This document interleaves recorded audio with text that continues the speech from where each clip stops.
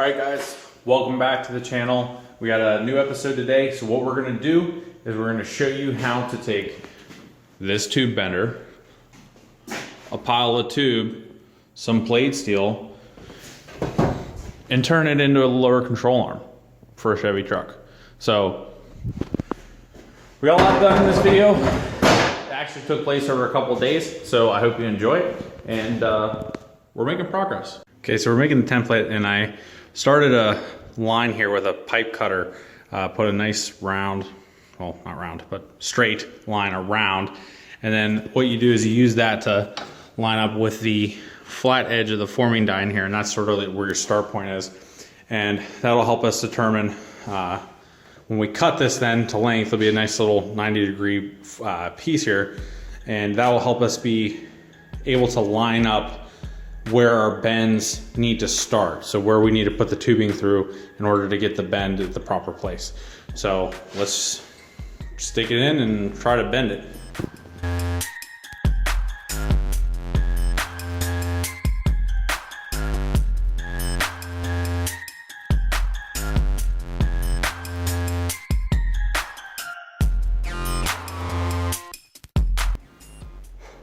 Okay guys, so that's not as easy as it looks, especially with this table, because the bar is on the wrong side. So you got to pull halfway and then finish it over there. So I'll have to figure out a better placement or table.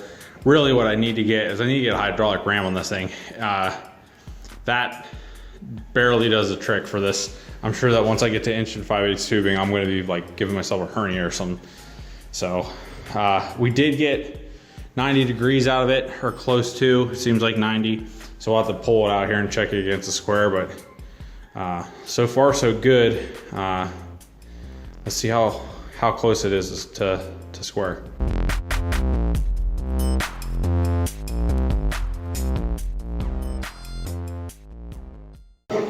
Okay, so I'd be lying if I said I knew exactly what I was doing, but I went ahead and cut out a smaller piece here to do the front of the driver's side lower control arm. So we're gonna do this front tube here. This one right here. So this has got two different bends in it. One steeper bend, one light bend. I'm pretty sure I wanna do the tight bend first, and then chuck the tube up into the clamp here, and then use the alignment tool to get it to go where I need it to go, to basically mark where the bend needs to be. Since there's two bends, I went ahead and laid the tube against this section here and ran a stripe down it, and then also ran a stripe down this follower bar. That way, when I bend it and I reposition the clamp, there's no chance that I get the bends all set to each other. So hopefully that makes a clean bend. We'll try to do this next and see if we don't screw it up. So I'm gonna try to do this one first, then this bend second.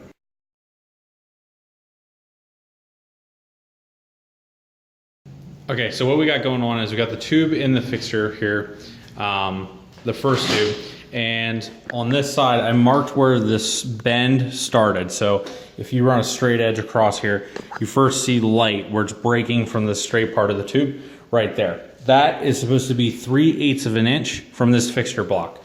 So that sets the depth of this tube in this direction so that the ball joint sleeve will be in the proper location. Now I'm not gonna lie, it looks like it's way far ahead, but I gotta look at it again in the model because I don't know, it just catches me off guard. It looks like it should be back farther. So generally speaking though, everything looks pretty good. So we're just gonna keep moving forward with things and keep crack-a-lacking. Okay, so we got this fixed. So I was right, it was way too far forward. Basically, when I put the ruler up against this face, it's just too difficult. There must be like a pre-bend, like a slight deformation that makes it look like the bend occurs at farther forward or farther this way. So that's not a good method. I'm not gonna use that in the future. What I did do is I took the measurement of, I have this all in CAD, how this all looks with the lower control arm on here. So I could project the intersection of the center of this slot with this face, and it's supposed to be about 460 thousandths. So then I was able to take, you know, one of these, actually a right angle with gauge on here, and measure off and come a little under a 1/2 inch, and that puts the edge of this tube right where it needs to be. So then once that was set in this direction, I can rotate the tube so that this height is the same as this height, so I know it's oriented this way properly. So what we're doing next is we're placing the next bend. So we want, I can move this piece here, we want this tube to have another 10-degree bend somewhere, that so that it will fall along this line right here. So what we need to do is we got some 1, 2, 3 blocks, and we have our template with our nice little line here, and we go ahead and sit this over top, and we're gonna go just touch these fixturing blocks, which I might bump them, but for demonstration purposes, you can see what's gonna happen. And I'm gonna go in and touch these and roll this inward until both of these are touching, meaning that the main tube is parallel, and then at this radius, outside radius, follows the line that is the outside of the tube. And that shows me then where I need to mark my tube here for inserting and bending. And that's pretty much how it works. So what we'll do is we're gonna mark this tube right here, where it's gonna be. We're gonna insert that, and we're gonna line it up with the die block like we showed earlier. And we're gonna put a 10-degree bend on it, and then that tube is done. Okay, so I got the flash on here so you can just sort of see. I got that line lined up with the block. We have the scribe line that I traced from that mark that I showed on there. And then, so that means that this is nice and coplanar with this die plane. So that's good. So we're gonna try to bend it up and try not to overshoot. We got this zeroed out at 0 degrees, and we'll go for 10 and see what happens.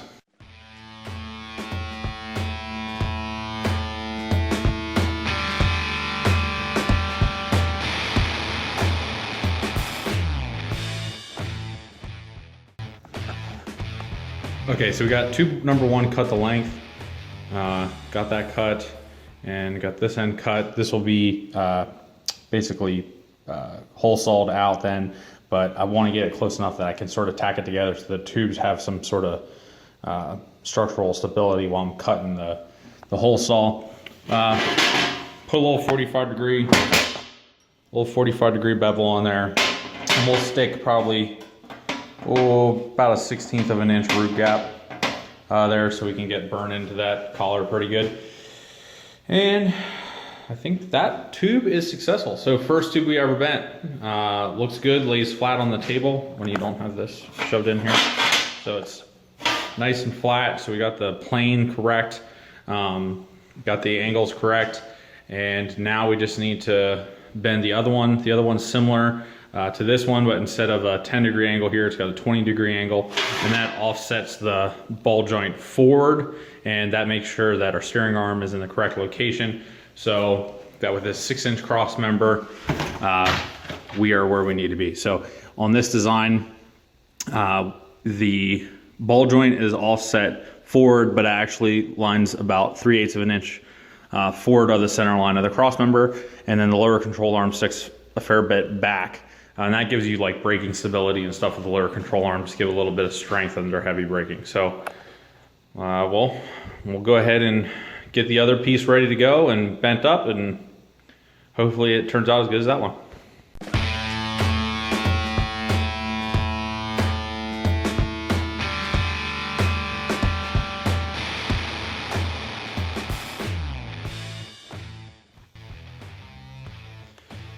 Okay, so we got the first bend here. It was actually 40 degrees on this one, 20 degrees on this one. So it's still the same 60-degree angle coming in, but it's just divided up differently. So 40-degree angle is done here. And now what we're gonna do is we got the template bar in there.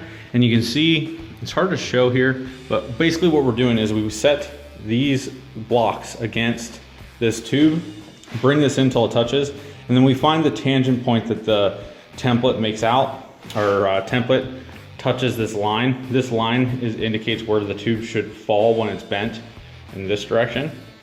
So what we do is we find the tangent point of where this just touches that there.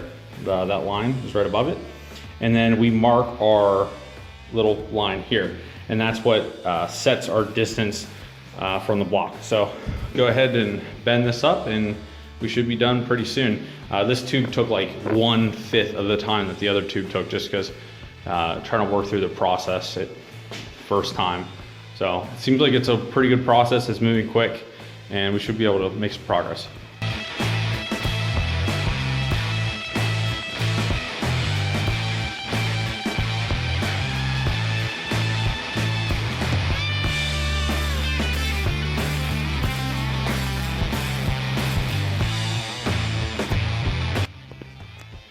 We got the tube set over the plate here. Everything looks pretty much awesome. This is just hand cut with a cutting wheel, sort of eyeing it up. I don't have a great way to mark angles of tubing. I saw something on Furik's website, which is pretty neat, but it only works for cutting on an actual bend. This is cutting after a bend and holding an angle. So I might need to either 3D print up some gauges or something that I can scribe lines on it, or do something like that. But next thing we're gonna do is we're gonna make this cross tube. There's a tube that goes through here and we need to cope both ends of it. There's a 10-degree cope and a 20-degree cope on that pipe, or tube rather. So we're gonna get started on that. On the far rear, or the longest point of the cope, it is 8/040. So see how accurate we can get.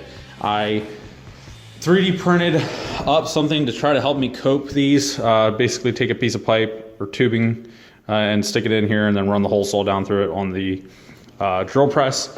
I'm hoping that these are strong enough if I just go nice and easy until I get a real quality tubing notcher. But we're gonna make do with what we have and see if we can make something useful out of it. All right, we got this in here. We got it centered up. Goes nice and in. Here goes nothing.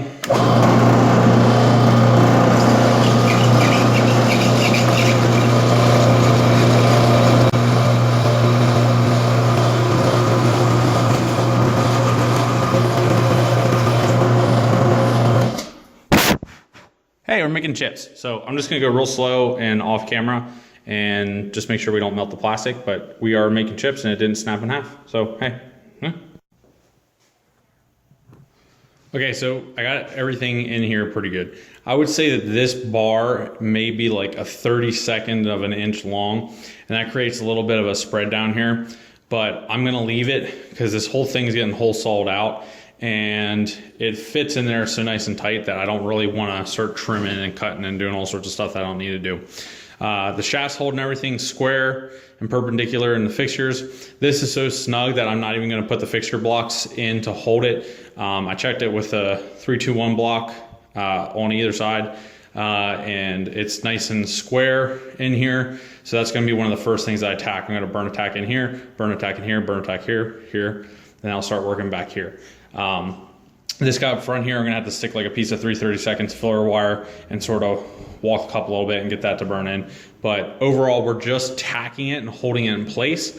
Then we're gonna flip it over and weld the back sides. Tear the whole jig down, flip it over, weld the back side, put it back in the fixture again, and then put the ball joint sleeve cup in there, and then we'll cut it. So bear with me, we're getting there. It's quite the process so far.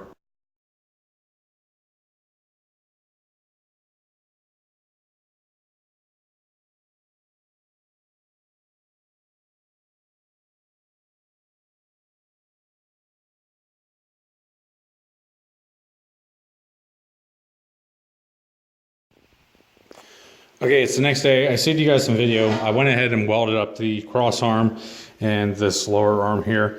And generally speaking, I'm pretty happy with it. I mean, it's not like perfect, but they're welds and they're strong. So it's gonna be fine. I did notice that as I was welding this, the shaft kept getting tighter and tighter. I'm guessing that this end down here is acting like a pivot point. This sort of pulled in, and now these are a little bit closer together. So when I cut this ball joint slot out, I'm hoping that it relieves some of the tension on this thing, and I can get that sort of readjusted, that the shaft's good to go. I mean, it goes in and out of the ball joints, but you gotta like sort of push it a little bit. So it's not terrible, but we're gonna try to get that trued up a little bit.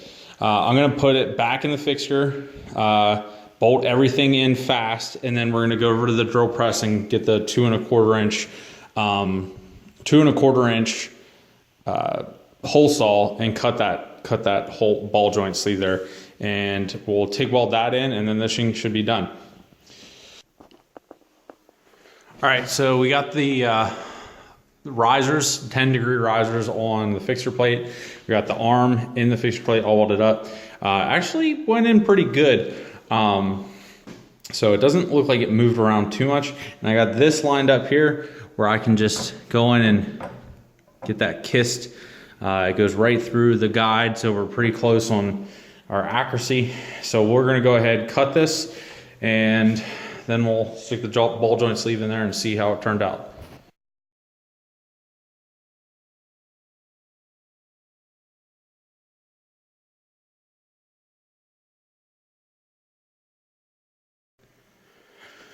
Okay, so you saw there right at the end, it got stuck because when it cuts through this, it has a tendency to whip shit around.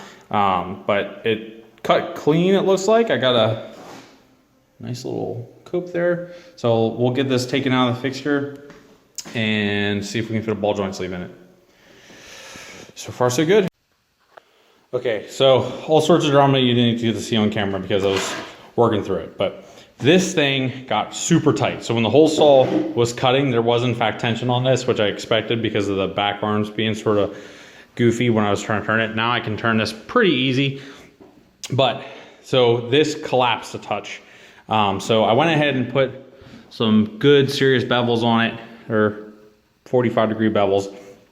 But when I was trying to get this thing in here, it was real tight and I accidentally cracked this piece. So that's shot. I'm gonna have to put another one on it.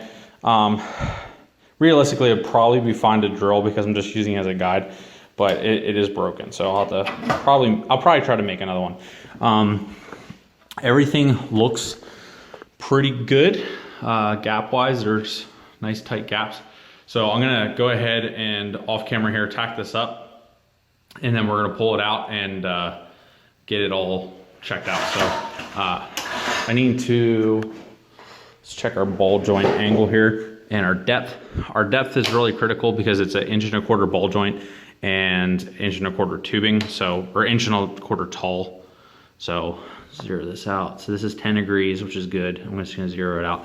And then this should be, it doesn't fit. Great. Okay, so it doesn't actually fit. I'll have to pull it out and do it on the table, but it is pretty nice. We're getting there.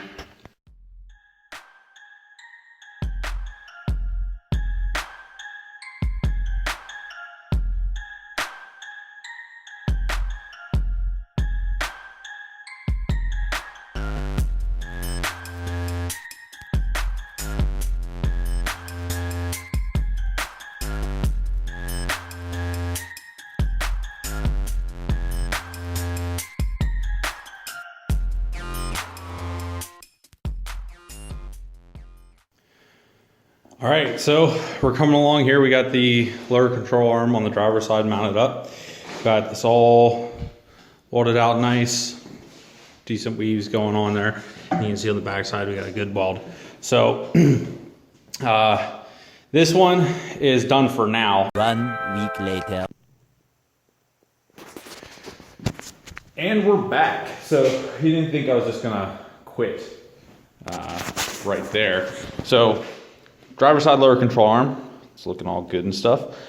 We need to make some way to mount the coilover in here. So what we're gonna do is we're gonna have these two little guys. This one's a little different because it goes this way, and this is farther than that, but whatever. So we got these little guys printed out on a 1-to-1 for my bend lines. And then we're gonna burn this out of some 1/4 inch plate. I got a whole stack of it over here, but we're gonna try to do this today. So we're gonna get these bent up and take weld them in. That's next. Okay, so I got the plate up here. This is 1/4-inch plate. I got it loaded up into Mach 4. Hopefully I got this dialed in right. This is my first time cutting 1/4-inch material. We're gonna try 45 amps, and I think my feed rate is like, I'm gonna check real quick. My feed rate's 35 inches per minute, which is really slow. So hopefully it doesn't get a lot of dross, but we'll try it out and see what happens.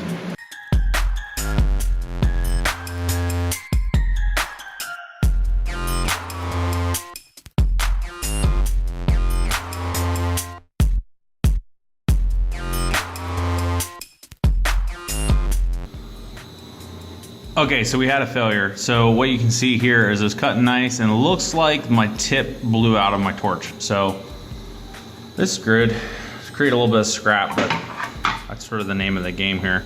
Everything else seems like it was cutting half decent. Might turn the amperage up a touch, but we'll figure out why the tip failed here in a second. Okay, so I got a new piece of material up there. We definitely trashed a electrode and a tip. So I'm running a little low. Hopefully I can get this done. I have another job for a guy. Let's see if I can find this guy. But if you look here, this is one of the junk ones. It is clawed completely shut and it wrecked. There, you got it. It wrecked in the corner. So, yeah, they're not cheap to start throwing out consumables all the time, but what are you gonna do? So let's try this again.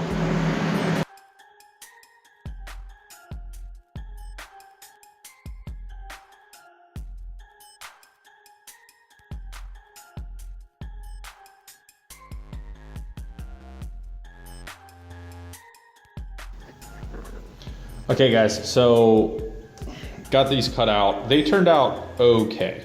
Definitely don't have the settings dialed in for 1/4-inch material yet. You can see on these smaller radiuses, I blew out the edges a little, which I can clean up with a file and kind of make it look decent. But I definitely will say that as we get thicker and thicker material here, I'm gonna have to get a little bit more generous with my minimum sizings. So like these tight radiuses and stuff like that just aren't gonna work. But overall, the accuracy with, if you don't account for like the blowout corners and stuff like that, is really good. So we're gonna be right where we need to be here. So I'll clean these up with a flap disc here, and then we're gonna try to bend them.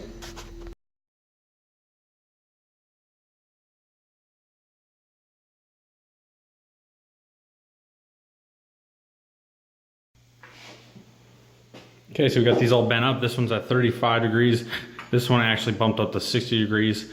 And as you can see here, when these are set up and made to go on here, there'll be an 1.5 inch spacer in between these, and then we'll get them all fitted up and should be good to go. Just need to really focus on getting these parallel to each other and getting it centered on the ball joint, and that's what we'll do next. We'll get this all marked out and getting close. All right, so what we got going on here, we got some 1, 2, 3 blocks clamped in between the holes with a 1/2 inch of washers. So that's holding these two parallel to each other. I got the ball joint centers marked and transferred them over to this bar center here, and I got all the measurements. So next we're gonna tack this up, and we should be pretty good. When I'm done tacking this up, this bolt will actually be captured, which is sort of a pain in the butt, but I did check it. I have enough clearance to slide a shoulder bolt in here when the time comes, so looking good.